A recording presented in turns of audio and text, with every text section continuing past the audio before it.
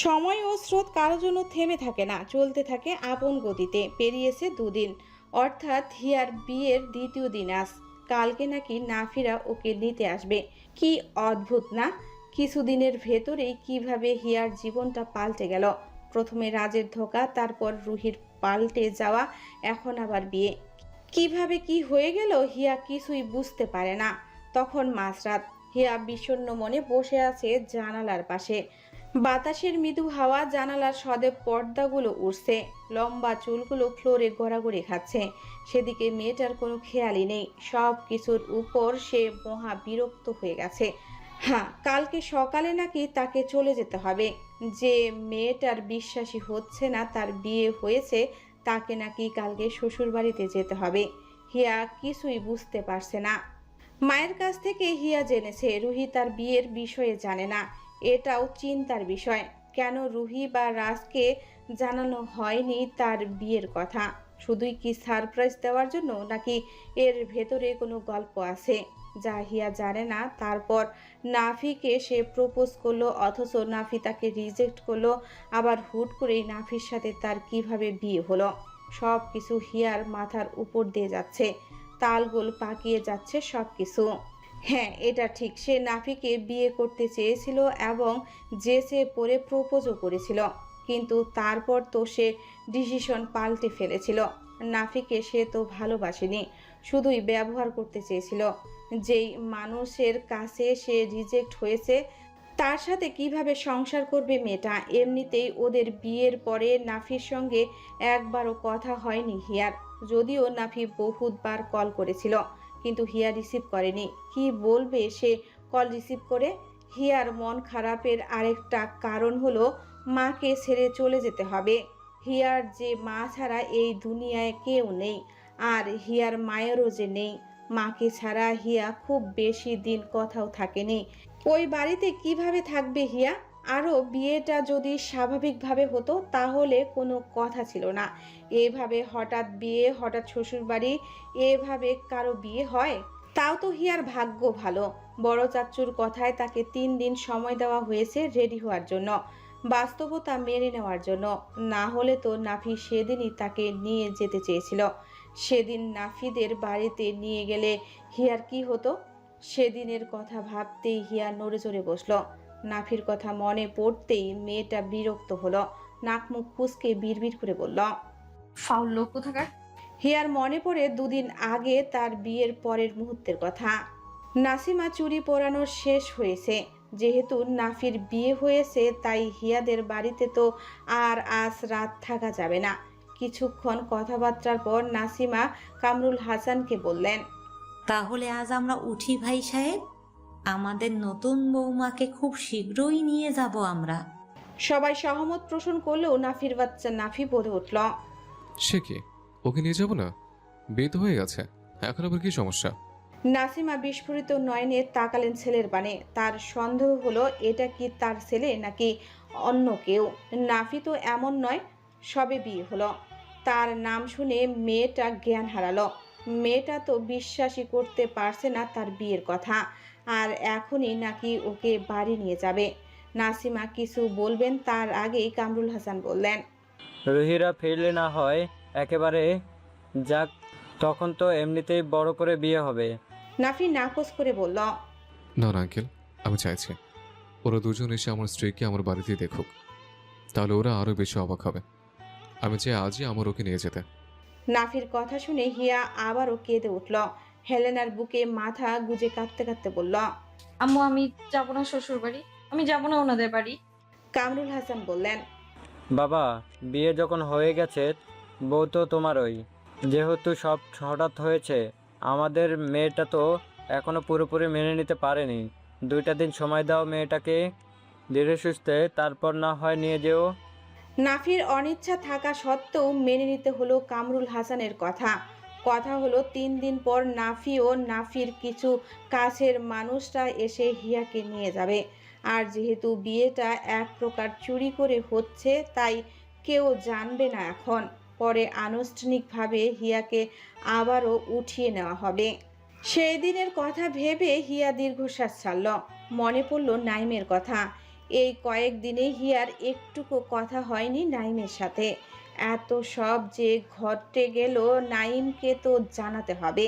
হিয়া ঠিক করলো কাল সকালে নাইমের সাথে দেখা করবে সে, তারপর না হয় নাফির সঙ্গে চলে যাবে। নাইমের কথা মাথায় আসতেই হিয়া উঠে বসলো। আর বসে থাকা যাবে না, এখন না ঘুমালে কালকে সকালে উঠতে পারবে না সে। হিয়া নিজের ফোন থেকে নাইমকে একটা মেসেজ দিয়ে রাখলো কালকে কথায় দেখা করবে আর কয়টার সময় আসবে। সকালে উঠে নাইম মেসেজ দেখে যেন সেখানে চলে যায়। সকাল তখন 7টা। জিহাদ নিজের অগোছালো ঘরটাতে বেঘরে ঘুমাচ্ছে। হঠাৎ ফোনের উচ্চ শব্দে তার ঘুম ভেঙে গেল। ধরফরিয়ে উঠে বসলো সে। বালিশের পাশ থেকে ফোন হাতে নিল জিহাদ। দেখলো স্ক্রিনে রাজের কল। জিহাদ ভ্রু কুঁচকে তাকালো ফোনের দিকে। সময় সেখানে স্পষ্ট সবে 7টা। রাজনা হানিমুনে গিয়েছে। এত সকালে ঘুম ভাঙলো কিভাবে ওর? জিহাদ এত আর 7-5 ভাবলো না, কল রিসিভ করলো সে। জিহাদ কল রিসিভ করার সাথে সাথে শুনতে পেল রাজের কর্কশ গলার স্বর। কিরে, তোর কি কথা ছিল? তোর সময় ছিল 3 দিন, 2 দিন অলরেডি কেটে গেছে, তোর তো কোনো রেসপন্স নেই। তুই কি করতে পারবি কাজটা? জিহাদ থতমত খেয়ে গেল রাজের কথা শুনে। রাজ তো তার সাথে কখনোই এমন আচরণ করে না। কিছু হলো নাকি? জিহাদ কোনো মতে বলল, ভাই আমি তো তপকে তপকে ছিলাম কখন হিয়াকে একা পাবো, কিন্তু ও তো বাড়ি থেকেই বের হয় না। এখন আমি কি ওর বাড়ির ভেতরে গিয়েই রেপ করে আসবো নাকি? শোন জিহাদ, আমি এত কথা শুনতে চাই না। যে করেই হোক ওর একটা কিছু করতেই হবে, না হলে ভাই আমার। থেমে গেল রাজ। কথা আটকে গেল তার। কিছু কিছু সমস্যা থাকে যেগুলো শত কাছের বন্ধু হলেও তাদের সাথে শেয়ার করা যায় না। কিছু হয়েছে দোস্ত, খুলে বল আমাকে। তোর কথাবার্তায় মনে হচ্ছে তুই ঠিক নেই। রাজ উত্তর দেয় না, নিঃশব্দে কল কেটে দেয়। তার যে কিছু বলার নেই। প্রতিশোধ নিতে গিয়ে যে সে খুব বড় ভুল কাজ করে ফেলেছে, যেই ভুলের কোনো মাসুল নেই। ভুলের যন্ত্রণা বয়ে বেড়াতে হবে সারা জীবন। জীবনে বেঁচে থাকতে প্রয়োজন শান্তি। প্রতিটি মানুষ তার জীবন সঙ্গীর কাছে প্রথমে চায় একটু শান্তি। সেই জীবন সঙ্গী যদি হয় অশান্তির মূল কারণ, তাহলে জীবন আর জীবন থাকে না, হয়ে যায় জাহান্নাম। হয়তো রাজের পরিস্থিতি এমন। রাজের কল কেটে জিহাদ আর সয় না, দ্রুত শার্ট পরে নেয় সে। এতগুলো টাকা কিছুতেই হাতছাড়া করা যাবে না। জিহাদ শহরের বস্তি থেকে কিছু গুন্ডা ভাড়া করেছে। সে তাদের কাছে কল দিল প্রথমে।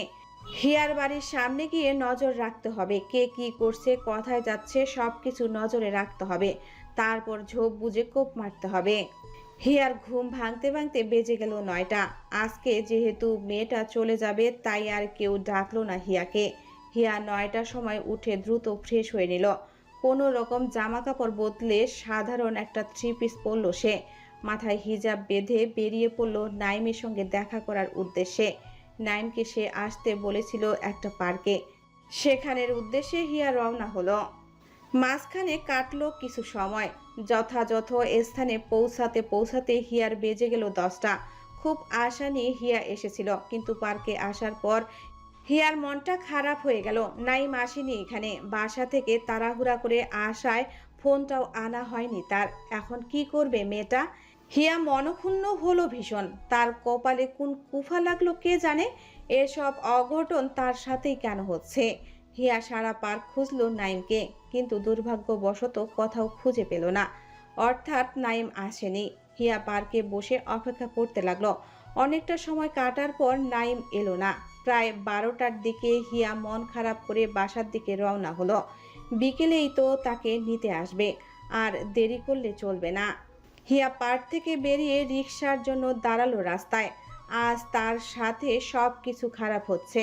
অনেকটা সময় কাটার পরও রিকশা পেল না মেয়েটা। হয়তো দুপুরের সময় বলে পাচ্ছে না, তাছাড়া জায়গাটা বেশ নির্জন। হিয়া যখন বিরক্ত হয়ে হাঁটা শুরু করলো, ঠিক তখনই একটা রিকশা এলো। রিকশাটা দেখে হিয়া যেন হাঁপ ছেড়ে বাঁচলো।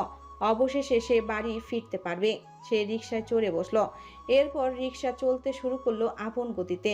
অনেকটা পথ আসার পর হিয়া টের পেল এটা তো তার বাড়ির রাস্তা নয়, রিকশা তো অন্য রাস্তায় যাচ্ছে।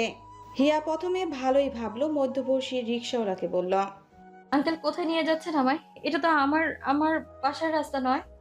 রিকশাওয়ালা হিয়ার কথার জবাব দেয় না, বরং রিকশার গতি আরো বাড়িয়ে দেয়। এতে আতঙ্ক ছড়িয়ে পড়ে হিয়ার মাঝে। হিয়া ভয় পায়, কাঁদো কাঁদো হয়ে পড়ে। আঙ্কেল, আপনি রিক্সা থামান। রিকশাওয়ালা এবারেও হিয়ার কথা শোনে না, বরং আগের চেয়েও দ্রুত চালাতে শুরু করে রিকশা। এইবারে হিয়া পুরোপুরি কেঁদে ফেলল। এই চলন্ত রিকশা থেকে ঝাঁপ দিতেও তার ভয় করছে। হিয়া চিৎকার করতে শুরু করলো এবার। রিকশাওয়ালাকে বলতে লাগলো। রিক্সা থামান বলছি, ভালো হবে না কিন্তু। হিয়ার নন স্টপ কান্না আর চিৎকার শুনে রিকশাওয়ালা বোধহয় ঘাবড়ে গেল। হঠাৎ করেই সে রিকশা ধীরে ধীরে চালাতে লাগলো। হিয়াকে উদ্দেশ্য করে বলল, একটা স্যারের আদেশ আছে, আপনারা নিয়ে যাইতে কইছে, এভাবে চিল্লায়েন না। হিয়া নিস্তব্ধ হয়ে কান্না থামায়, সাথে অবাকও হয় সে। কেন স্যার তাকে নিয়ে যেতে বলেছে? হিয়া ভাবলো মনে মনে, কি গ্যারান্টি আছে যে এই লোক মিথ্যা বলছে না? হিয়া বলল, আমি যাব না কোথাও, আপনি প্লিজ রিক্সা থামান, আমি কিন্তু পুলিশে কল করব। রিকশাওয়ালা হিয়ার কথার জবাব দেয় না, সে রিকশা থামায়ও না। নির্বিকার হয়ে তার কাজ করতে থাকে। পুনরায় সে রিকশার গতি বাড়িয়েছে। ওইদিকে হিয়ার দম বন্ধ লাগছে। সে আবারও কয়েকবার মধ্যবয়সী লোকটার সাথে কথা বলার চেষ্টা করলো, কিন্তু প্রতিবারই সে ব্যর্থ হলো। লোকটি তার সাথে আর একটা কথাও বলল না। হিয়া দেখলো আশেপাশের মানুষ তো দূর, একটা কাকপক্ষীও নেই। এখান থেকে ঝাঁপ দিলে তার ক্ষতি ছাড়া লাভ হবে না। যদি আহত হয়, এখানে তো কেউ নেই বাঁচানোর জন্য। আহত হলে বরং তার পালানোর রাস্তাটা বন্ধ হয়ে যাবে। হিয়ার হাত পা ঠান্ডা হয়ে গেছে, ভয়ে মেয়েটা শিউরে গেছে পুরো। মনে মনে দোয়া কালাম পড়তে লাগলো মেয়েটা। এখন তার হাতে কিছুই নেই অপেক্ষা করা ছাড়া। কিভাবে এখান থেকে পালাবে সেটাই ভাবার বিষয় এখন। হিয়া আশেপাশে খুব খেয়াল করে পর্যবেক্ষণ করতে লাগলো, যদি কারো দেখা পাওয়া যায়। এমন সময় মেয়েটা দেখলো কিছু দূরে একটা গাড়ি পার্ক করা। হিয়ার মনে আশার আলো দেখা দিল। আল্লাহর দরবারে প্রার্থনা করতে থাকলো সে, যাতে ওখানে লোক থাকে যার কাছ থেকে সাহায্য নিতে পারবে মেয়েটা। কিছুক্ষণের মধ্যেই হিয়া সেই গাড়ির কাছে পৌঁছালো। হিয়া কিছু করার আগে আশ্চর্যজনকভাবে রিকশাওয়ালা উক্ত গাড়ির কাছেই রিকশা থামালো। এতে অবাকের বদলে চমকে গেল হিয়া। এখানে থামালো কেন? কে আছে গাড়িতে? এইভাবেই তো কিডন্যাপ করা হয় মেয়েদের। হিয়া ভীত হয়। রিকশা থামাতেই সে এক সেকেন্ডও বসে থাকে না সেখানে, দ্রুত নেমে যায় এবং কোনো কিছু না দেখেই যে রাস্তা দিয়ে এসেছিল সেদিকে দৌড়াতে থাকে। কয়েক কদম দৌড়ানোর পরই একটা পরিচিত ডাক হিয়ার পা জোড়া থেমে যায়। অবাকের চরম সীমান্তে পৌঁছে পেছনে তাকায় সে। মুহূর্তেই চক্ষু কপালে উঠে মেয়েটার। পেছনে নাফি দাঁড়িয়ে। নাফি দেখেছে হিয়াকে। নাফিকে এখন এই অবস্থায় কোনোভাবেই কল্পনা করেনি হিয়া। হিয়ার পুরো ট্রাচু হয়ে গেছে। তার সাথে আসলে কি হচ্ছে এটা কিছুতেই বুঝতে পারছে না মেয়েটা। হিয়া এক দৃষ্টিতে তাকিয়ে রইল ফর্মাল গেটআপে থাকা নাফির দিকে। ওইদিকে নাফি ততক্ষণে হিয়ার কাছাকাছি চলে এসেছে। নাফি হিয়ার সম্মুখে এসে দাঁড়ালো। আলতোভাবে দু হাত রাখলো হিয়ার গালে। আদরে স্বরে বলল, ভয় পেয়েছ? আমি আছি না? বিয়ের দিনে তো বললাম তোমার সকল কিছুর দায়িত্ব আমার। বিপদে আগলে রাখবো আমি। আমি থাকতে কোনো বিপদ তোমাকে ছুঁতে পারবে মনে হয়? হিয়া নিজের মধ্যে নেই যেন আপাতত। বলদা মেয়েটা কিছুই বুঝে না যেন। এখন নাফিকে দেখে সে অন্যমনস্ক হয়ে হিসেব মেলাচ্ছে। হিয়ার নীরবতা দেখে হাসলো নাফি। সে খেয়াল করলো তাদের থেকে সামান্য দূরত্বে একটা কালো গাড়ি দাঁড় করানো হয়েছে। এখানে পরিবেশটা খানিকটা জঙ্গলের মতো। এখানে এইভাবে গাড়ি দাঁড় করানোর কোনো মানে হয় না। তবে নাফি আপাতত এসব দেখে গেল না। মানুষ আজকাল তিলকে তাল বানাতে সময় নেয় না। কিছু একটা ভেবে নাফি হিয়ার হাত ধরে নিয়ে গেল গাড়ির কাছে। নিজেই গাড়ির দরজা খুলে দিল। সে হিয়াকে ডাকলো কয়েকবার, কিন্তু হিয়া তখনও মন্ত্রমুগ্ধের ন্যায় তাকিয়ে আছে নাফির দিকে। সে কি আর এসব শোনে? এক প্রকার বাধ্য হয়ে নাফি হিয়ার বাহু ধরে হালকা ঝাঁকি দিল। হ্যাঁ যে মিসেস নাফি, নিজের মধ্যে এসছেন? হিয়া হকচকালো, অপ্রস্তুত হয়ে এলোমেলো দৃষ্টি ফেললো চারিদিকে। হিয়ার বেসামাল অবস্থা দেখে নাফি খুব হাসলো মনে মনে। মুখে বলল, গাড়িতে ওঠো, তারপর সব বলছি। হিয়ার আর কি করার, রোবটের মতো সে উঠল গাড়িতে। ড্রাইভিং সিটের পাশে হিয়াকে বসিয়ে নাফি নিজে বসলো ড্রাইভিং সিটে। এরপর গাড়ি স্টার্ট দিয়ে চলল অজানার উদ্দেশ্যে। কিছুক্ষণ কাটলো নীরবতায়। হিয়া বেচারি অতিরিক্ত শখ খেয়ে জ্ঞান হারায়, যেমন হারিয়েছিল রাজের বিয়ের দিন আর তার বিয়ের দিন। আজও একই রকম হতো, কিন্তু কিভাবে যেন নিজেকে সামলে নিয়েছে হিয়া। এখন নাফির সঙ্গে কি বলবে সে? তার কি মনে নেই নাফি তাকে রিজেক্ট করেছিল? যদিও এখন সে নাফির বউ, তবুও তো এটা তার জন্য অপমানের। ভবিষ্যতে নাতি নাতনিদের সামনে যখন নাফি গল্প করবে এসব কথা, তখন হিয়ার মান সম্মান কথায় যাবে। হিয়া জানালার দিকে মুখ দিয়ে বাহিরের দৃশ্য দেখতে লাগলো। নাফি একটা ফাঁকা জায়গা দেখে গাড়ি থামালো। গাড়ি হঠাৎ বন্ধ হওয়ায় হিয়া অবাক হলো বইকি। তবুও সে নাফির দিকে ফিরে তাকালো না। বাধ্য হয়ে কথা শুরু করলো নাফি নিজেই। আমার কল মেসেজ কেন ইগনোর করছো মিসেস নাফি?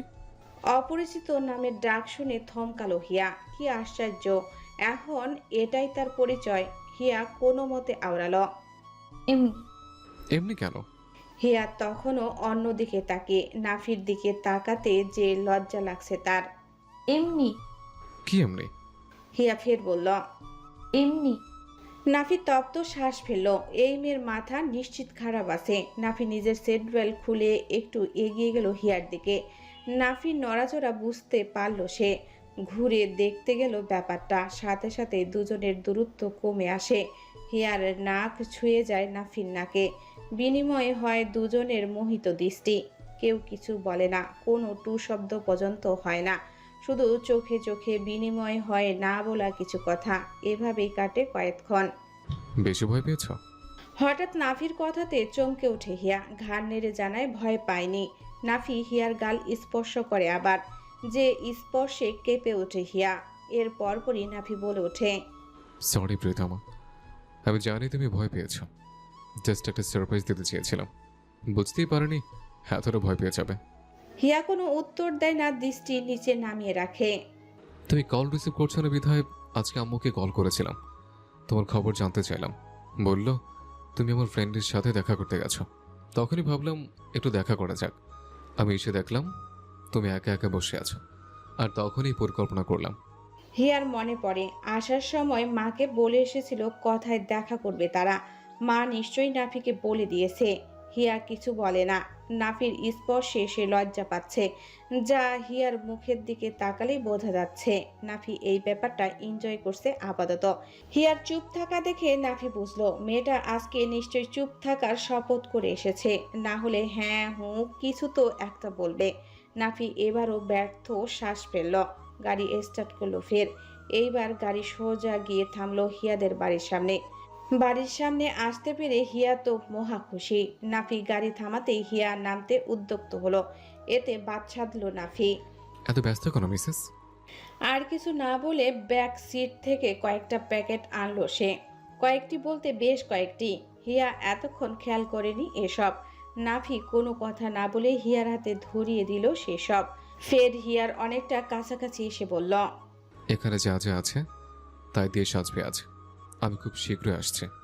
রাজ উদ্ভ্রান্তের ন্যায় করছে, সারা ঘর জুড়ে পাইচারি করছে সে। জিহাদ কি বলল তখন? নাফি হিয়াকে নিয়ে গেছে। নাফি কেন হিয়াকে নিতে আসলো? ওদের প্ল্যান বিফলে গেছে তো গেছেই। আর মনে হচ্ছে তাদের কাছ থেকে কিছু লুকানো হচ্ছে। রুহি সব জামা কাপড় গুছিয়ে নিচ্ছে। তারা সন্ধ্যায় রওনা হবে বাড়ির উদ্দেশ্যে। রুহি খুব তাড়াতাড়ি কাজ করছে, তবুও যেন রাজের ধৈর্যের বাদ মানছে না। সে ক্রমশ ছটফট করছে, বিরক্ত বোধ করছে রুহির উপর। নাফি ও হিয়ার মাঝে কি আছে তা না জানা পর্যন্ত ওর শান্তি হবে না। জিহাদের কথার ভাবার্থ যদি সে বুঝতে সফল হয়, তাহলে নাফি ও হিয়ার মাঝে কিছু না কিছু আছে। না হলে হিয়াকে পার্কে কেন নিতে আসবে নাফি? আর নাফি আসলেই বা কেন যাবে হিয়া? রাজ নিজের মেজাজ খারাপটা রুহির উপর দেখালো। আচ্ছা তুই কি লেট লতিফ রুহি?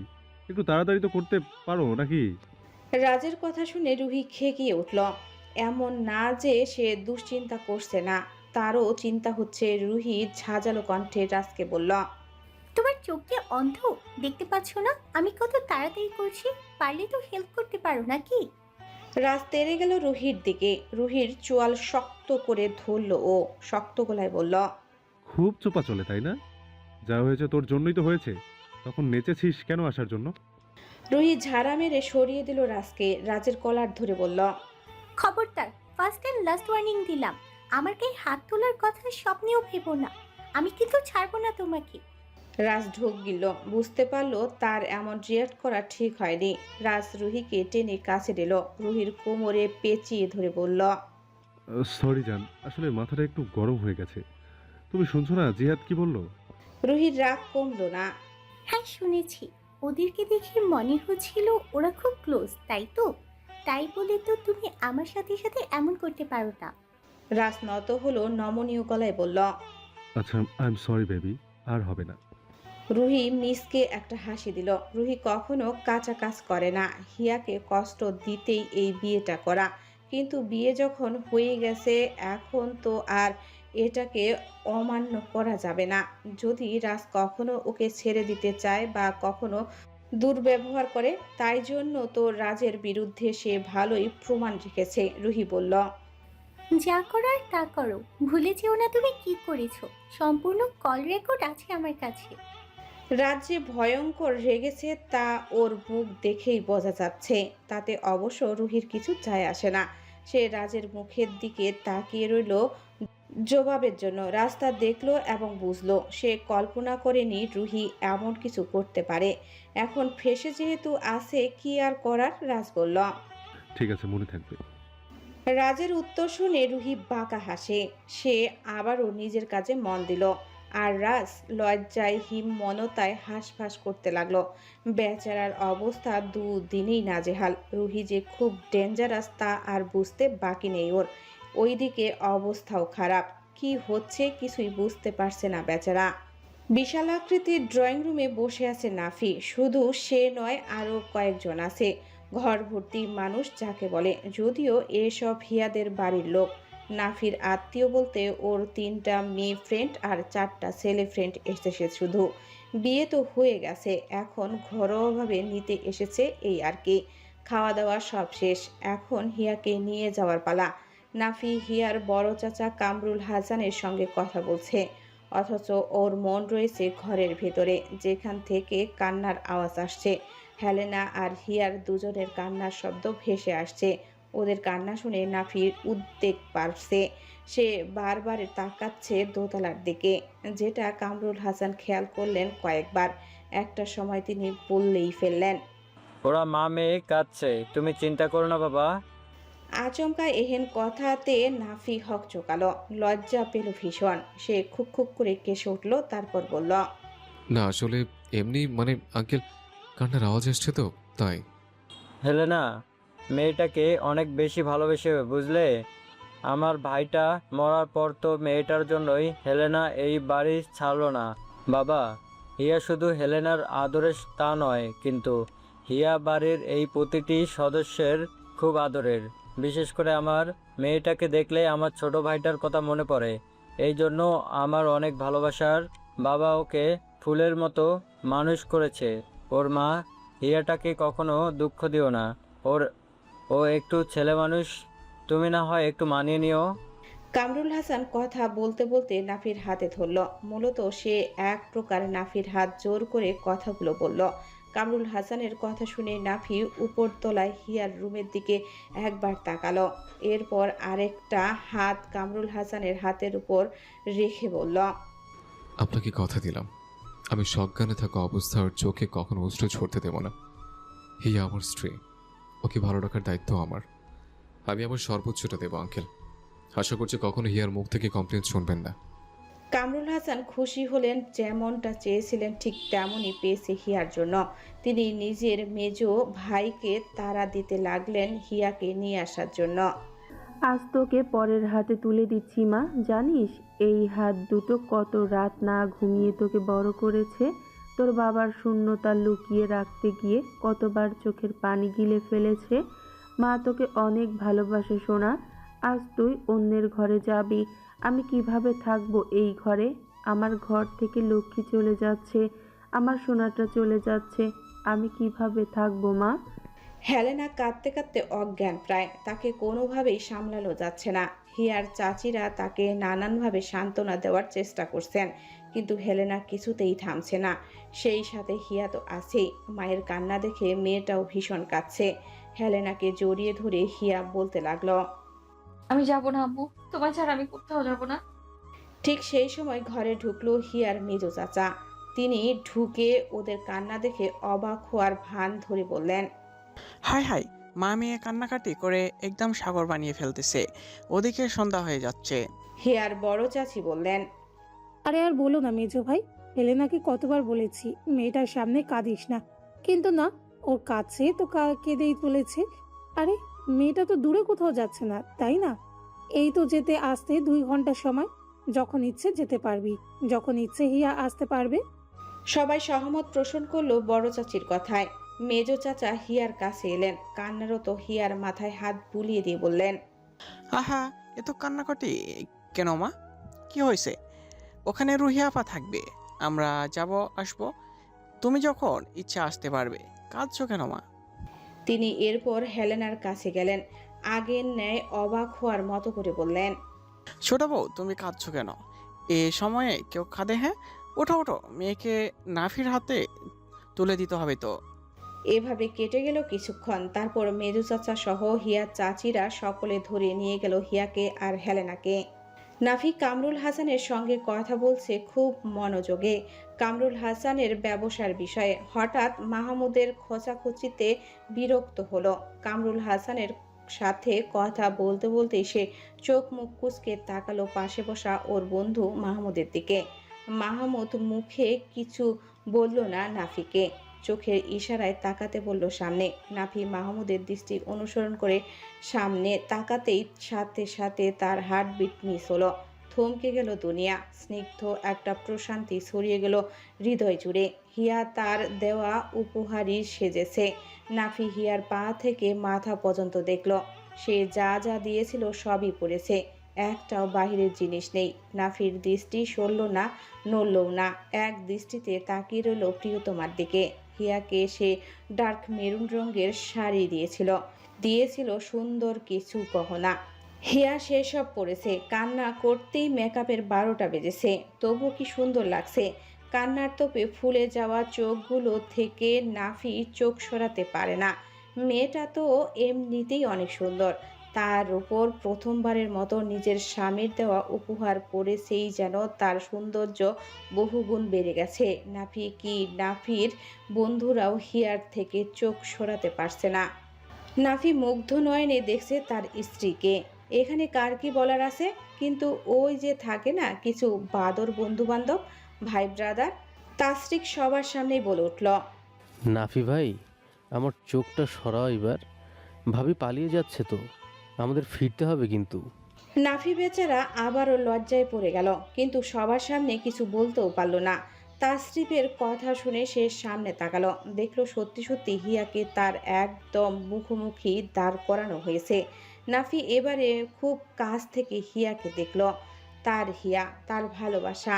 মানুষের ভালোবাসতে নাকি বছরের পর বছর লেগে যায়, অথচ সে কত দ্রুতই হিয়া নামের এই মেয়েটাকে ভালোবাসলো। কিছুক্ষণ সাধারণ কথাবার্তা চলল, এরপর মেয়ে তুলে দেওয়ার পালা। সবার জড়াজড়িতে হেলেনা হিয়ার একটা হাত নিয়ে নাফির হাতে দিল। আবারও কেঁদে ফেলল মানুষটা। কান্নারত অবস্থায় বলল, শোনো বাবা, আজ আমি আমার সব থেকে দামি সম্পদটা তোমার হাতে তুলে দিচ্ছি। ওর বাবার জায়গাটা আমি কতটুকু পূরণ করতে পেরেছি জানি না, আজ সেই জায়গাটা তোমার জন্য ছেড়ে দিলাম। ওকে আগলে রেখো, ভালো রেখো। আমি কষ্ট করে ওকে মানুষ করেছি, আজ থেকে ওর সুখের দায় তোমার। ও ভুল করলে ক্ষমা করো, অভিমান করলে বুঝে নিও বাবা। আমার মেয়েটা খুব সাধারণ, খুব সোজা। তোমার কাছে একটাই অনুরোধ বাবা, আমার মেয়েটাকে যত্নে রেখো। আজ থেকে ও শুধু তোমার স্ত্রী না, আমানত। এই আমানত যেন কোনোদিন খেয়ানত না হয়, এই কথাটা মনে রেখো। নাফি বলল, আম্মু, আপনার মেয়ে আমার স্ত্রী, ওর নিরাপত্তার সম্মান আর শান্তির দায় আজ থেকে আমার। ভালো থাকুক বা খারাপ, কোনো অবস্থাতে ওকে একা ফেলবো না। আমি প্রতিশ্রুতি দিলাম আপনাকে, আপনার মেয়ে অসুখে থাকবে না। কথাবার্তা হলো আরও কিছুক্ষণ। সবাই যার যার মতো বিদায় দিল হিয়া নাফিকে। হিয়ার সঙ্গে আজকে তুবা গেল। নাফিদের বাড়ি এখন পুরো ফাঁকা, শুধুমাত্র নাসিমা, নাফি আর হিয়া, তুবা। হিয়াকে নাফির রুমে দিয়ে কিছুক্ষণ আগে সবাই চলে গেছে যার যার স্থানে। যেহেতু বিয়েটা অনেকটা লুকিয়ে হয়েছে, তাই বেশি ঝামেলা করা হয়নি। পুরো নিরিবিলি সব কিছু। রাত তখন কত আর হবে, একটা এরকমই। হিয়া মাথায় একটা বড় ওড়না দিয়ে ঘোমটা দিয়ে বসে, যেখানে নাফির বান্ধবীরা বসিয়ে দিয়েছে। এই বাড়িতে আসার পর হিয়া ফ্রেশ হয়ে খাওয়া দাওয়া করেছে। শাড়িটা পাল্টাতে বলেছিলেন নাসিমা, কিন্তু শাড়ি হালকা হওয়ায় হিয়া আর ঝামেলা বাড়ায়নি। সে মেরুন শাড়ি পরেই সে বসে আছে নাফির বেডরুমে। আচ্ছা, রুহি যখন জানবে হিয়া তার ভাসুরের বউ, তখন ওর রিয়াকশনটা কি হবে? হিয়াকে হিংসা করে এত বড় ক্ষতি করতে চাইলো ও, আর এখন তো আরও সারাক্ষণ দুজনে এক জায়গায় থাকবে। কি যে হবে ভাবতেই হিয়ার মাথা আউলাঝাউলা হয়ে যাচ্ছে। আর রাজের বড় ভাবি সে, না চাইলেও সে রাজের থেকে প্রতিশোধ নিতে পারছে। সব কিছু কেমন অদ্ভুতভাবে ঘটে গেল না? রাজ এসে কি করবে? ওদের দুজনের অবস্থাটা কি হবে? ঠিক তখনই হিয়ার মনে পড়ল অন্য কথা। বিয়ে যেহেতু হয়ে গেছে, নাফি তার স্বামী, জীবন মরণ এখন এখানেই কাটাতে হবে। হিয়া চায় না নাফির থেকে কিছু লুকাতে। সে মনে মনে ফোন দিয়ে আঁতল, নাফিকে আজকে সব কিভাবে বলবে? না হলে যেহেতু একই বাড়িতে থাকবে সবাই, একদিন না একদিন তো জানতেই পারবে। অন্যের মুখ থেকে জানলে ব্যাপারটা আরো খারাপ দেখাবে। তাই হিয়া সিদ্ধান্ত নিল সে সব বলে দেবে আজকে। আনমনে এসব ভাবছিল মেয়েটা। হঠাৎ দরজার শব্দে সে হকচকালো। বুঝতে পারল নাফি এসেছে। লজ্জারা সব মাথাচাড়া দিয়ে উঠল। চিত্ত কাঁপতে লাগলো হাত পা, চোখ মুখ খিচে বন্ধ করে ফেললো সে। কি জানি কি হবে আজকে। ততক্ষণে হিয়ার ষষ্ঠ ইন্দ্রিয় জানান দিল নাফি তার সামনেই দাঁড়িয়ে আছে। কয়েক সেকেন্ডে মাথায় বসেছে হিয়ার সামনে। হিয়া ভয়ে গুটিসুটি মেরে গেল। আজ নাকি বাসর রাত, ছিছি। ওইদিকে হিয়ার কাঁপাকাঁপি বুঝতে পারল নাফি। মনে মনে হাসলো খুব। এখনই কিছু না বললে দেখা যাবে আবারও জ্ঞান হারাবে হিয়া। বাসর রাতে বউ জ্ঞান হারালে ব্যাপারটা মোটেও ভালো লাগবে না। নাফি গলা খাকারি দিল, নরম স্বরে সালাম দিল। আসসালামু আলাইকুম। হিয়ার তো কথায় দম বন্ধ হয়ে গেছে। ও সালামের জবাব কিভাবে দিবে? চুপ রইল মেয়েটা। বহু চেষ্টা করেও কোনো শব্দ করতে পারল না। নাফি হিয়ার নীরবতা দেখে হিয়ার ঘোমটাটা তুলল। দেখতে পেল লালচে রাঙ্গা হয়ে যাওয়া সুন্দর মুখখানা। ইস, এই সুন্দর রমণী নাকি তার বউ। নাফি তার ঘোমটাটা তুলে আবারও সালাম দিল। আসসালামু আলাইকুম। হিয়া অত্যাধিক কাঁপছে। নিচু হয়ে বসে আছে মেয়েটা। নাফি ঘোমটাটা তুলে দিয়েছে বউয়ের মুখটা দেখার জন্য, কিন্তু হিয়ার জন্য তা আর হচ্ছে কথায়। হিয়া তো চোখ তুলে তাকাচ্ছেও না। নাফি আবারও বলল, এই যে হিয়া রানী, সালামের জবাব দিতে হয় কিন্তু। হিয়া চোখ মুখ খিচে বন্ধ করে রেখেছে। লজ্জা লাগছে অনেক, কিন্তু আসলেই তো সালামের উত্তর দেওয়া ওয়াজিব। হিয়া বুঝল নাফি তার দিকে তাকিয়ে আছে, হয়তো উত্তরের আশায়। হিয়া ভীষণ নার্ভাস, তবুও নিজেকে যথাসম্ভব স্বাভাবিক করার চেষ্টা করলো। যদিও খুব একটা লাভ হলো না। এরপরও রিনরিনের স্বরে বলল, জি বিসমিল্লাহির রহমানির রহিম। হিয়ার জবাব শুনে নাফি ফিক করে হেসে উঠল। নাফির হাসি শুনে হিয়া বুঝল সে কি বলে ফেলেছে। বেচারি লজ্জিত হলো খুব। লজ্জায় এক প্রকার মাথা কাটা গেল তার। জিভ কামড়ে ধরল সে। উসখুস করতে থাকলো মেয়েটি। মনে মনে বলল, যেন কোনো অদৃশ্য জাদু শক্তিতে সে নাফির সামনে থেকে অদৃশ্য হয়ে যাক। ওইদিকে নাফির হাসি কিছুতেই থামছে না। সে হাসতে হাসতে উঠে দাঁড়ালো। হিয়ার দিকে কিছুক্ষণ মুগ্ধ নয়নে তাকিয়ে রইল। মেয়েটা এত বোকা কেন? এখনই যদি এই অবস্থা হয় তাহলে এরপর কি হবে? নাফি হিয়ার মাথায় হাত বুলিয়ে দিয়ে বলল, স্বাভাবিক হও, কোনো ভয় নেই তোমার। উঁচু করে এসো, নামাজ পড়বো আমরা। নাফি হিয়াকে সময় দিল। সে চলে গেল ওয়ার্ড্রোবের কাছে। ড্রয়ার থেকে নিজের ট্রাউজার এবং টি শার্ট নিয়ে চলে গেল ওয়াশরুমের দিকে। হিয়া নিস্তব্ধ হয়ে গেছে। ইস, তাকে কেন বারবার নাফির সামনে লজ্জায় পড়তে হয়? সি সি, কি বলদের বলদ সে। কি ভাবলো নাফি? যা হওয়ার হয়ে গেছে, এখন আর ভেবে কাজ নেই। হিয়া আস্তে ধীরে উঠল বিছানা ছেড়ে। মেয়েটির মনে পড়ল ওর ছোট চাচি বলেছিল নাফি ঘরে আসলে যেন হিয়া পায়ে হাত দিয়ে সালাম দেয়, সাথে এক গ্লাস গরম দুধ খেতে দেয়। এইসব কথা মনে পড়লে হিয়া ঠোঁট ভেঙালো। তার বুঝি বয়ে গেছে। নাফির সামনে চোখ তুলে এসে তাকাতে পারছে না, আবার সালাম করবে, তাই না? হিয়ার বুঝি লজ্জা লাগে না? হিয়া করবে না এসব। এখন তার এসব ভাবলে চলবে না, যদিও নাফিকে কিভাবে রাজের কথাটা বলবে সেটাই ভাবার বিষয়। হিয়া ঘর জুড়ে পায়চারি করতে থাকলো। রুমে তো ওয়াশরুম একটাই, তাহলে নাফি ওকে কথা থেকে অজু করতে বলল। ততক্ষণে নাফি বের হয়েছে ওয়াশরুম থেকে। নাফি ব্ল্যাক টি শার্ট ও হোয়াইট ট্রাউজার পরিহিত। ওয়াশরুমের দরজা খুলে নাফি নিজের ভেজা চুলগুলো মুছতে মুছতে বের হলো। হিয়াকে হাঁটাহাঁটি করতে দেখে নাফি বলে উঠল, কিছু হয়েছে বোতল? অপরিচিত সম্বোধনে ধরপড়িয়ে পেছনে তাকালো। নাফিকে দেখে সে আবারও টুস করে ঝিমিয়ে গেল, কাঁচুমাচু হয়ে দাঁড়ালো। নাফিকে সে ভয় পাচ্ছে না, কিন্তু তার কেমন অদ্ভুত লাগছে। হঠাৎ করে কিভাবে বিয়েটা হয়ে গেল, আবার হঠাৎ করে এ বাড়িতে চলেও এলো, আর এখন নাকি এই বেটার সাথে এক রুমে ঘুমাতে হবে। ইয়াক! নাফি হিয়ার অবস্থা দেখে পুনরায় তপ্ত শ্বাস ফেলল। এগিয়ে গেল হিয়ার দিকে। রমণীর সামনে গিয়ে দাঁড়ালো সে। পুনরায় মাথায় হাত বোলালো, আদরে স্বরে বলল, তোমাকে পুতুলের মতোই সুন্দর লাগছে, তাই পুতুল বলেছি। আর এমনিতেও একটা নিকনেম দিলে তোমাকে মানাবে না, এই জন্য আলাদা আলাদা নামে রাখি। বাই দ্য ওয়ে, এখন যাও, ফ্রেশ হয়ে উজু করে এসো। হিয়া কোনো মতে দুপাশে মাথা দোলালো। গুটি গুটি পায়ে সরে গেল নাফির কাছ থেকে। নিজের তোয়ালেটা নিয়ে চলে গেল ওয়াশরুমে। হিয়া যাওয়ার পর নাফি আনমনে হেসে নিল খানিকক্ষণ। হিয়া যে তাকে এভাবে ভয় পাচ্ছে কেন, কিছুতেই বুঝতে পারছে না সে। এমন তো না যে আজই তাদের প্রথম দেখা। মিনিট 10 পর হিয়া বের হলো ওয়াশরুম থেকে। দেখলো নাফি তার জন্য নিজের একটুখানি পেছনে জায়নামাজ রেখে নামাজে দাঁড়িয়েছে। হিয়া আর কোনো কথা না বলে চুপচাপ নাফির পেছনে নামাজে দাঁড়ালো। দুজনে 2 রাকাত করে শুকরানা নামাজ আদায় করে নিল। সালাম ফিরিয়ে জায়নামাজে বসে আছে নাফি। কিছুক্ষণের মধ্যেই হিয়ারও নামাজ শেষ হলো। হিয়া মনে মনে ভাবলো এটাই সুযোগ সব কিছু বলার। এখনই সব সত্যি কথা বলে দিবে সে, তাতে যা হয় হোক। নাফির পেছনে বসা ছিল হিয়া, তাই নাফিকে নিজের দিকে ফেরানোর জন্য হিয়া বলল, এই যে শুনছেন। নাফি শোনার জন্য প্রস্তুতি ছিল। হিয়ার এক বলাতে সে পেছনে ফিরে তাকালো। মুখ ধোয়ার পর হিয়াকে আরও স্নিগ্ধ লাগছে। নাফি অবাক হয়ে গেল। হিয়াকে আজ এই মুহূর্তে সে নতুনভাবে চিনল, বলা যায় প্রেমে পড়ল আবারও। নাফি মোলায়েম কণ্ঠে বলল, হ্যাঁ বলো না। হিয়া মাথা নিচু করে নত স্বরে বলল, একটা কথা ছিল আপনার সঙ্গে। নাফি এগিয়ে গিয়ে বসলো হিয়ার সামনে। হিয়া তখন আসন দিয়ে বসা, হাত দুটো সামনের কোলের উপর রাখা।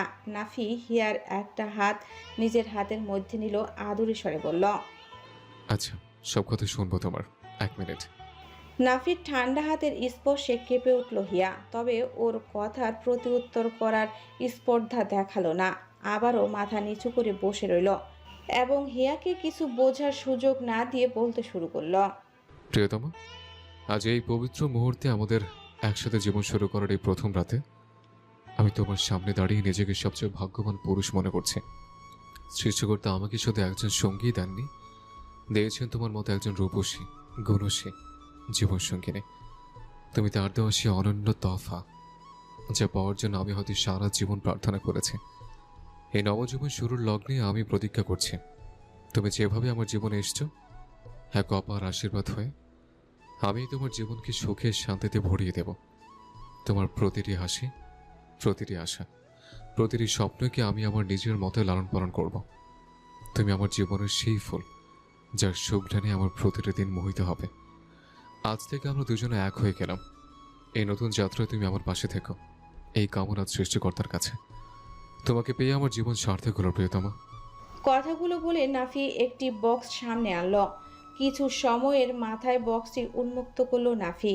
হিয়া যদিও কিছুই দেখছে না, সে হতভম্ব হয়ে আছে। নাফি কি বলল এসব? নিজের কানকে আপাতত বিশ্বাস করছে হিয়া। সে এতক্ষণে নাফির দিকে তাকালো।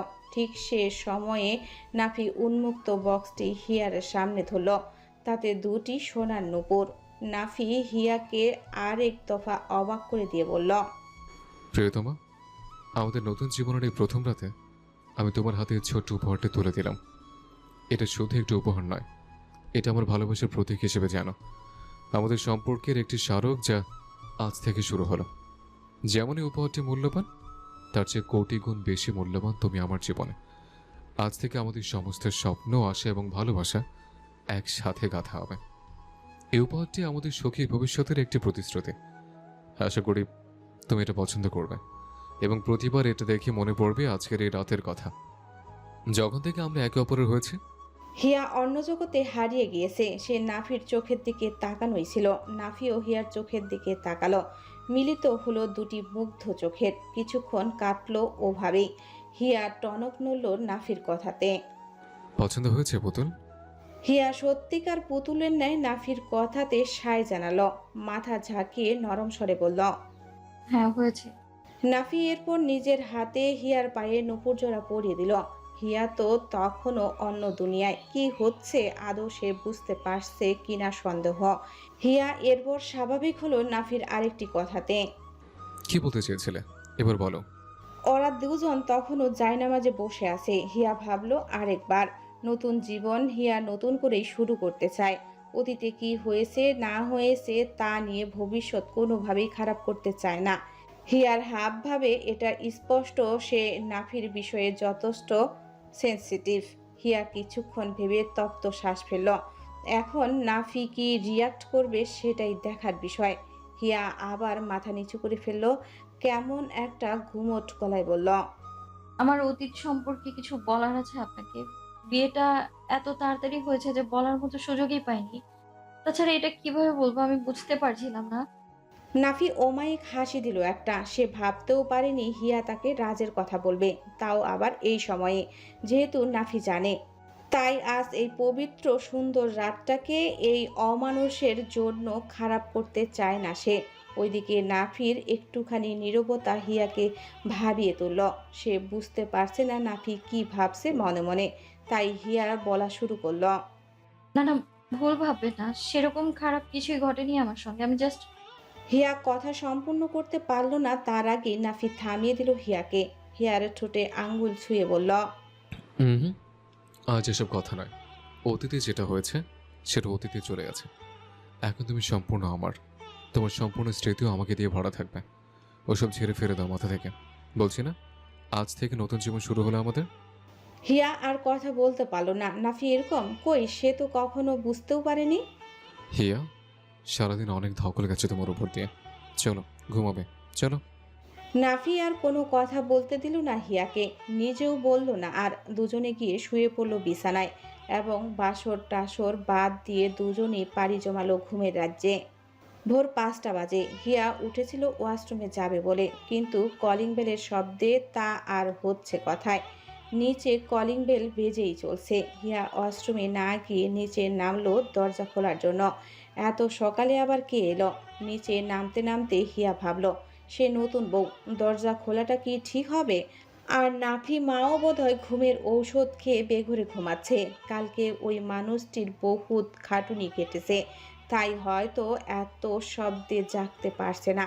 কিন্তু হিয়া ভাবলো নিজের কথা। তাই হিয়া আবারও উপরে গেল নাফির কাছে। আলতো করে নাফিকে ডাকতে লাগলো, এই যে শুনছেন, কে যেন এসেছে, একটু দেখবেন। নাফি ঘুমে বিভোর হয়ে আছে। সে আর উত্তর দেয়? হিয়া বেশ কয়েকবার ডাকলো নাফিকে। তারপর নাফি ঘুমির ঘুরে বলল, আচ্ছা, তুমি দরজা খুলে দেখো কে এসছে। হয়তো তার শরীফরা এসছে। তুমি যাও, আমি আসছি। হিয়া জানে নাফি ঘুমের ঘরে এটা বলেছে। জেগে থাকলে জীবনেও হিয়াকে যেতে বলতো না। নাফির কথা শুনে হিয়া নিচে নামলো। আবার দ্রুত গিয়ে দরজা খুলল। দরজা খুলে যা দেখলো তাতে হিয়ার চক্ষু চড়ক গাছ। রাজ আর রুহি দাঁড়িয়ে আছে। হিয়াকে দেখে রাজ রুহি অবাক হলো। রুহি অবাক হয়ে বলল, তুই তুই এখানে কেন?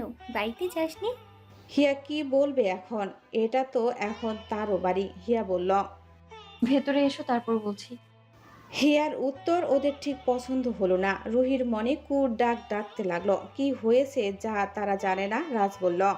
হিয়া, এটা কিন্তু রুহির উত্তর নয়। তাছাড়া তুমি এসব শাড়ি পরেছো কেন? রুহি ব্যাপারটা খেয়াল করেনি, রাজের কথাতে লক্ষ্য করলো আর খেকিয়ে বলল। হিয়ার বাচ্চা, কি লুকাচ্ছিস বল, না হলে তোকে আমি ছিঁড়ে ফেলবো কিন্তু। রুহি হিয়াকে ঠেলতে ঠেলতে ধমকাতে ধমকাতে ড্রয়িং রুমের ভেতরে নিয়ে এলো। বারবার বলতে লাগলো। এখানে কি হয়েছে বল হিয়া, কি হয়েছে আমাদের অবর্তমানে?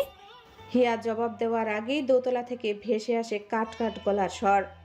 রাজ, তোকে আর তোর বউকে লাস্ট অ্যান্ড ফার্স্ট ওয়ার্নিং দিলাম। সেকেন্ড টাইম যেন হিয়ার সাথে এমন ব্যবহার করার দুঃসাহস না দেখাস। আর হ্যাঁ, তোদেরকে জানিয়ে রাখি, ও আমার স্ত্রী, অর্থাৎ তোদের বড় ভাবি। ওকে যেন নাম ধরে ডাকতে না দেখি, কথাটা মাথায় রাখিস। নাভির কথার প্রতিধ্বনি কানে পৌঁছাতেই রাজ আর রুহির যেন পায়ের তলার মাটি সরে গেল। দুজনের মুখ পানে ভেসে উঠল অবিশ্বাস ও বিস্ময়ের ছাপ। রুহি দু পা সরে গেল পেছনে। চোখ মুখ মুহূর্তেই বিবর্ণ আকার ধারণ করলো। বড় বড় চোখ করে তাকালো হিয়ার দিকে। চোখ দুটো এত বড় করেছে মনে হচ্ছে এখনই কোটর ছেড়ে বেরিয়ে আসবে। রাজের অবস্থা আরো খারাপ। ও একবার উপরে নাফির দিকে তাকালো, আরেকবার রুহির সামনে থাকা হিয়ার দিকে তাকালো। রাজ টের পেল তার বুক অস্বাভাবিকভাবে কাঁপছে। চোখে মুখে ওর কৌতূহল। নাফি উপর থেকে পর্যবেক্ষণ করছে ওদের হাবভাব। মনে মনে খুব হাসছে সে, কেননা ওদের মুখ যা দেখার মতো হয়েছে না। নাফির বিরক্ত লাগছে হিয়াকে দেখে। হিয়া মাথা নিচু করে কেন দাঁড়িয়ে আছে? ওরই তো দেখার কথা, কিন্তু না, ও মাথা নিচু করে আছে যেন অন্যায় ও নিজে করেছে। কিছু সময় কাটলো এভাবেই। নীরবতা ভাঙল রুহির গলার স্বরে। আমি যেটা শুনেছি তুমিও কি তাই শুনেছো? রাজের উদ্দেশ্যে প্রশ্ন করলেও রুহির নজর হিয়ার দিকে। তার বিশ্বাস হচ্ছে না কিছুই। এটা তাদের কল্পনার অতীত ছিল। কিভাবে কি হলো কিছুই তো বুঝতে পারছে না রুহি। তারা গেছে সবে 4 দিন। এই 4 দিনে হিয়ার বিয়ে হয়ে গেল, তাও আবার তারই ভাসুরের সাথে। না না, এসব অসম্ভব। হিয়ার বিয়ে হলেও নাফির সঙ্গে হওয়া কিছুতেই সম্ভব না। হিয়া এটা কিছুতেই করতে পারে না, কিছুতেই না। রুহির প্রশ্নের জবাব দেওয়ার মতো অবস্থায় রাজ নেই। সেও অবিশ্বাস ও চাহনিতে তাকিয়েছে হিয়ার দিকে। রাজের নীরবতায় বলে দেয় রুহির প্রশ্নের জবাব। তার মানে তারা সত্যি শুনছে। রুহি ক্ষিপ্ত হয়ে এগিয়ে যায় হিয়ার দিকে। আজ ওকে সে কিছুতেই ছাড়বে না। এই যে রোদ্দুরে, উপর আসো তো। রুহি এগিয়ে এসেছিল ঠিকই, কিন্তু নাফির কথাতে ও আবারও থমকে গেল। নাফির কথাটা এই মুহূর্তে আগুনে ঘি ঢালার মতোই মনে হলো। রুহির রাগে সাপের মতো ফোঁস করতে লাগলো। পারে না তো সে হিয়াকে আস্ত চিবিয়ে খেয়ে ফেলে, কিন্তু সে পারছে না, কেননা এখানে নাফি আছে। রুহি সেই প্রথম দিন থেকেই এই নাফি নামক মানুষটার থেকে 2 হাত দূরে থাকে। এমনিতেই তো সম্পর্কে ভাসুর হয়, রাগে তার পাগল পাগল লাগছে। এখানে থাকলে কোনো না কোনো অঘটন ঘটে যাবে। রুহি আর দাঁড়ালো না। হিয়ার দিকে একবার ঘৃণার দৃষ্টিতে তাকিয়ে চলে গেল নিজের ঘরে। এদিকে রাস্তায় দাঁড়িয়ে আছে হিয়া, তার বড় ভাইয়ের বউ। এই কথাটা সে মোটেও মানতেই পারছে না। তার নিষ্পাপ দৃষ্টি হিয়াকে আটকে। রাজ এই প্রথম অনুভব করলো তার অন্তরের তীব্র ব্যথাটা। এ ব্যথা কিসের রাস্তা জানে না, শুধু জানে হিয়া তার ভাইয়ের বউ কিছুতেই হতে পারে না। এটা রাজ মেনে নিতে পারে না কিছুতেই। হিয়া এবারে চোখ তুলে তাকালো, দৃষ্টি দিল রাজের চোখের দিকে। তার চোখের সামনে ভেসে উঠল 3 বছরের কিছু সুন্দর দৃশ্য। কিন্তু এসব হিয়ার জন্য এখন পাপের। সে স্বামীর থাকতেও পর পুরুষের কথা কিছুতেই ভাবতে চায় না। সে চোখ নামিয়ে নিল। ঠিক তখনই নাফি দ্বিতীয়বার বলে উঠল। কি হলো রোদ্দুরে? রাজ কিন্তু এখন তোমার দুলাভাই নেই, তোমার ছোট দেবর। হ্যাঁ, এরপর রাজকে উদ্দেশ্য করে বলল। অনেক দূর থেকে এসছিস, যা ফ্রেশ হয়ে নে, তোর ভাবির এখন কাজ আছে। নাফির কথাতে রাজের ভেতরে তেমন একটা পরিবর্তন দেখা গেল না। ও হিয়ার থেকে চোখও সরালো না, কিন্তু হিয়া আর দাঁড়ালো না। সে সিঁড়ি বেয়ে সোজা চলে গেল দোতলার নাফির কাছে। হিয়ার নাফির কাছে পৌঁছাতেই নাফি হিয়ার হাত ধরল। দুজন কি সুন্দরভাবে চলে গেল রাজের সামনে দিয়ে। রাজের কানে বারংবার বাজতে লাগলো নাফির বলা কথা, ভাবি ভাবি ভাবি। রাজ বুঝতে পারছে না তার এত খারাপ কেন লাগছে। অন্তরটা জ্বলে পুড়ে যাচ্ছে তার। কিন্তু কেন? হিয়া তার ভাইয়ের বউ হয়েছে তাই, নাকি হিয়ার বিয়ে হয়েছে তাই? বিশাল আয়নার সামনে দাঁড়িয়ে সামান্য সাজুগুজু করছিল হিয়া। হঠাৎ নাফি তার পেছনে এসে দাঁড়ালো, আলতো হাতে ছুঁয়ে দিল হিয়ার ঘাড়ের কাছটা। হঠাৎ এহেন স্পর্শে কেঁপে উঠল হিয়া, শিউরে উঠল তার সমস্ত শরীর। অচেনা উত্তেজনায় কাঁপতে লাগলো তনুমন। সামনের আয়নায় দেখতে পেল নাফি তারই লাজুক মুখের দিকে তাকিয়ে আছে। এটা দেখে যেন হিয়ার লজ্জা শতগুণ বেড়ে গেল। রমণী মাথা নিচু করে চোখ বন্ধ করে ফেলল দ্রুত। দুহাতে খামচে ধরল পরনের গোলাপি শাড়িটা। হিয়ার শরীরটা থরথর করে কাঁপছে, যে কোনো সময় পড়ে যাবে ধপাস করে। নাফি আয়নায় স্পষ্ট দেখতে পারছে হিয়ার ভাবমূর্তি, হিয়ার লজ্জা, হিয়ার ভয়। নাফি হিয়ার কানের কাছে মুখ নিয়ে ফিসফিস করে বলল, এখনই যদি কাঁপাকাঁপি শুরু হয়, এরপরে কি করবে তুমি? না, বুঝেছি। এ জীবনের বউয়ের ভালোবাসা পাওয়া হবে না আমার। এটুকু কথা বলায় নাফির ঠোঁট বারবার ছুঁয়েছে হিয়ার কান। উষ্ণ শিহরণে হিয়া হাঁসফাঁস করতে লাগলো। এটা কেমন অনুভূতি হিয়া জানে না। মেয়েটির সমস্ত শরীর হালকা হয়ে এলো, আর দাঁড়িয়ে থাকা সম্ভব নয়। ঠিক তখনই নাফি হিয়ার পিঠ ছুঁয়ে দিল, ব্লাউজের ফিতাটা বেঁধে দিল খুব যত্নে। মূলত ব্লাউজের ফিতা বাঁধার জন্যই এত কাহিনী। ফিতা বাঁধা হয়ে গেলেই নাফি সরে গেল হিয়ার কাছ থেকে। সাদা ট্রাউজার ও কালো টি শার্ট পরা সে। নাফি হিয়ার কাছ থেকে সরে গিয়ে নির্দিষ্ট দূরত্বে পাশে দাঁড়ালো। গলা খাকারে দিয়ে মনোযোগ আকর্ষণের চেষ্টা করলো সে। হিয়ার সব কিছুই এখন উল্টা পাল্টা ছন্ন ছাড়া, মনটা তো আরও আগে। এজন্য নাফির উদ্দেশ্য খুব একটা সফল হলো না। তাই নাফি আবারও সেই একই অবস্থানে ফিরে গেল, অর্থাৎ হিয়ার পেছনে।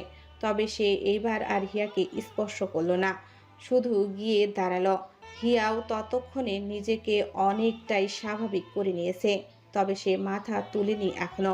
ঠিক তখনই নাফি বলে উঠল, প্রিয় জীবন সঙ্গিনী, তুমি শুধু কারো ভালোবাসার সংজ্ঞায়িত নাও, তুমি নিজে একটি সম্পূর্ণ বিশ্ব, নিজের আলোয় উজ্জ্বল। তোমার যে ক্ষমতা আছে ক্ষমা করার, সেটা অনেক মানুষের মধ্যেই থাকে না। তুমি যে জটিলতা মেনে নিলে, শান্তিতে থাকতে শিখলে, এটা তোমার অসাধারণ মনের শক্তি। তুমি দুর্বল নাও, তুমি ভীষণ শক্তিশালী হিয়া। আমি যখন তোমাকে বেছে নিয়েছি, তখন আমি শুধু তোমার সেই দিনগুলোকে দেখিনি, দেখেছি একটি সাহসী নারীকে, যে আঘাত পেয়েও মানুষকে ঘৃণা করতে শেখেনি। দেখেছি একটি হৃদয়কে, যে আবার বিশ্বাস করতে পারে। সে হৃদয়টিকে আমি ভালোবাসি হিয়া, ভীষণ রকমের ভালোবাসি।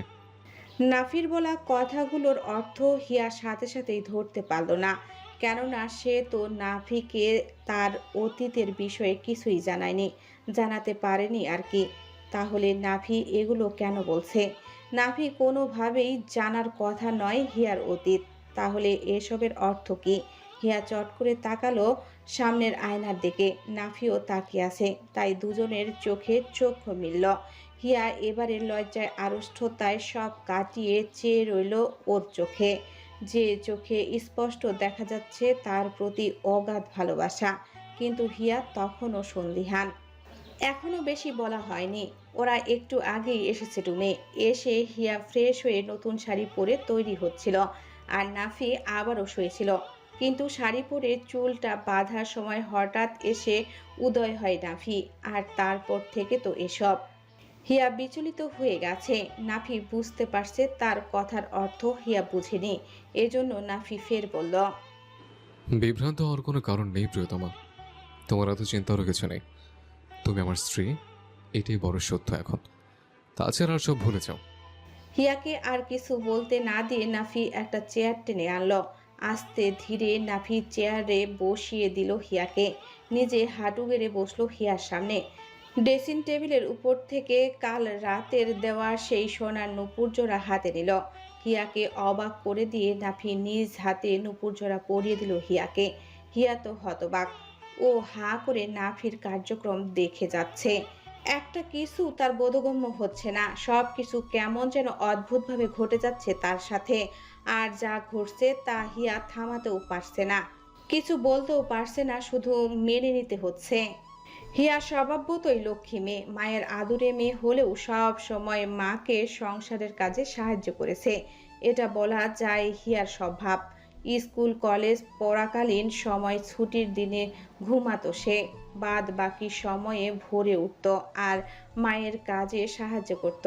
এজন্য কাজে সাহায্য করার অভিজ্ঞতা তার বেশ, আর সেই অভিজ্ঞতারই পরীক্ষা দিল আজ।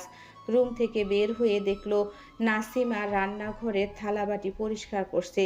গৃহকর্মী রাবেয়া অসুস্থ থাকায় আসবে না, তাই নাসিমা একাই সব কিছু করছেন। হিয়া ভাবলো বাড়িতে তো কোনো মেহমানই নেই, তাই ওনার কাজে হেল্প করাই যায়। নাসিমার সাথে তার আগে থেকেই সম্পর্ক ভালো হওয়ায় ভালোই মিলবে দুজনের। তবুও কোথাও না কোথাও হিয়ার একটা জড়তা কাজ করছে, তার কারণে সম্পর্কের পরিবর্তন। হিয়া গুটি গুটি পায়ে এগিয়ে গেল নাসিমার কাছে, নিঃশব্দে গিয়ে দাঁড়ালো নাসিমার পাশে, নতজানু হয়ে বলল, আম্মু আমি হেল্প করি। প্রথম দফায় নাফিসা চমকে গেলেন হিয়াকে দেখে। নতুন বউ এখন উঠেছে কেন? তিনি ব্যস্ত কণ্ঠে বললেন, এই না না, তুমি এখানে এসেছো কেন মা? যাও, রুমে যাও। হিয়া বলল, আমি পারবো আম্মু, আপনি বলুন কি করতে হবে। নাসিমা মৃদু হেসে বললেন, ভাগলি মেয়ে, এখন রুমে যাও, কিচ্ছু করতে হবে না তোমার। এই সংসার তোমার, কিছুদিন পর এমনিতেই তোমাকে সামলাতে হবে সব। আমি আর কতদিনই বাঁচবো বলো? তখন না হয় কাজ করো, এখন যাও। হিয়া আর কি বা বলবে, সে কোনো কাজ না করেও সেখান থেকে প্রস্থান করলো না, সেখানে দাঁড়িয়ে রইল ঠাই। নাসিমা আরও কয়েকবার বললেন হিয়াকে যেতে, কিন্তু হিয়া গেল না। সময় গড়ালো এভাবে। হিয়া অল্প স্বল্প কিছু করলো নাসিমার সঙ্গে। সকাল তখন 8টা। নাসিমা সকল রান্নাবান্না করে দিয়েছে আর হিয়া সব কিছু টেবিলে নিল। নাফি এসে বসেছে টেবিলে, তুবাও এসে বসলো। নাসিমা তখন হিয়াকে তাড়া দিলেন নাফির পাশে গিয়ে বসতে। হিয়া গিয়ে বসলো নাফির পাশে। ঠিক তখনই এলো রাত জোটক, রাজ ও রুহি। নাসিমা ওদের হঠাৎ দেখে থতমত খেয়ে গেলেন, বিস্ময়ের সাথে বললেন, কি রে, তোরা কখন এলি? আমি তো কিছুই জানি না। রুহিকে বললেন, বৌমা কখন এলে? আমাকে তো জানালেও না। রুহি গম্ভীর কণ্ঠে বলল, আপনিও তো আমাদের থেকে কত কিছু লুকিয়েছেন আম্মু। ইভেন শুধু আপনি না, সকলেই আমাদের ঠকিয়েছেন। রাজ সহমত প্রকাশ করে বলল, জানি না আমি কার কেমন ভাই বা কার কেমন সন্তান। এত কিছু হয়ে গেল অথচ আমরা জানতে পারলাম না। নাফি ওদের কথার পাত্তা না দিয়ে হিয়ার প্লেটে খাবার তুলে দিল, নিজেও প্লেটে খাবার তুলে নিল। খেতে শুরু করলো নাফি। নাসিমা বেগম উত্তর খুঁজতে লাগলেন কি বলবেন রাজকে। তিনি এখন বুঝতে পারছেন নাফির কথায় এমন একটা সিদ্ধান্ত নেওয়া তার মোটেও উচিত হয়নি। শুধুমাত্র সারপ্রাইজ দেওয়ার জন্য ওদের কাছ থেকে এত বড় কথা লুকানো তো একদমই উচিত হয়নি। রাজ ও রুহির অভিমান করা একদমই স্বাভাবিক। ঠিক তখনই তুবা বলল, আরে রুহি আপা, কখন এলে? রাগ করো না, তোমাদের জানানো হয়নি সারপ্রাইজ দেওয়ার জন্য। সবাই ভেবেছে তোমাদেরকে চমকে দেবে, বুঝছো? রাগ করো না। তুমি খুশি হওনি? রুহির রাগী চোখে তাকালো তুবার দিকে। তুবা বুঝলো না রুহির রাগের কারণ। সে ঠোঁট ভেঙিয়ে খাওয়ায় মন দিল। নাসিমা ওদেরকে বললেন, আয় খেতে বস বাবা, তোকে সব বলছি আমি। রুহি বা রাজকেই গ্রাহ্য করলো না নাসিমার কথা, নিজেরাই এসে বসলো টেবিলে। রাজ বসলো হিয়ার মুখোমুখি। ও বারবার তাকাতে থাকলো হিয়ার দিকে। আজও হিয়ার অন্য রকম সৌন্দর্য দেখছে। এত সুন্দর মেয়েটা কই কখনো তো চোখে পড়েনি তার। ওইদিকে রুহি খেয়াল করছে রাজের অস্ত্রতা। রাগে গা পিত্তি জ্বলে উঠল তার। হিংসায় জ্বলে পুড়ে যেতে লাগলো রুহি। নাফি খাওয়ার সময় বারবার এটা সেটা এগিয়ে দিচ্ছে হিয়ার দিকে, কখনো কখনো তো গালে তুলেও খাইয়ে দিচ্ছে। ব্যাপারটা রাজ রুহির কাটা গায়ে নুনের ছিটা দেওয়ার মতো হয়ে গেছে। ওরা দুজন না পারছে কিছু বলতে আর না পারছে সহ্য করতে, আর চোখে গিলে খেতে লাগলো দুজন নবদম্পতিকে। খাওয়া দাওয়া শেষ হিয়ার। সে টেবিল ছেড়ে উঠবে ঠিক এমন সময় রুহি বলল, হিয়া, একটু আমার রুমে আসিস তো, ইম্পর্টেন্ট কথা আছে তোর সাথে। হিয়া দাঁড়িয়ে গেল রুহির কথা শুনে। ঘুরে কিছু একটা বলবে তার আগেই সিঁড়িতে দাঁড়িয়ে থাকা নাফি বলে উঠল, রুহি, তোমাকে তো বললামই, হিয়া কিন্তু এখন শুধু তোমার বোন নয়, ও আমার স্ত্রী, অর্থাৎ তোমার বড় যা। এই বিষয়টা মাথায় রেখে কথা বলবো ওর সাথে। আর নাম ধরো তো কখনোই না। নাসিমা তখন ছিলেন না সেখানে। নাফির কথা শুনে রুহি বেশ অপমানিত বোধ করলো। অপমান হলো রাজও।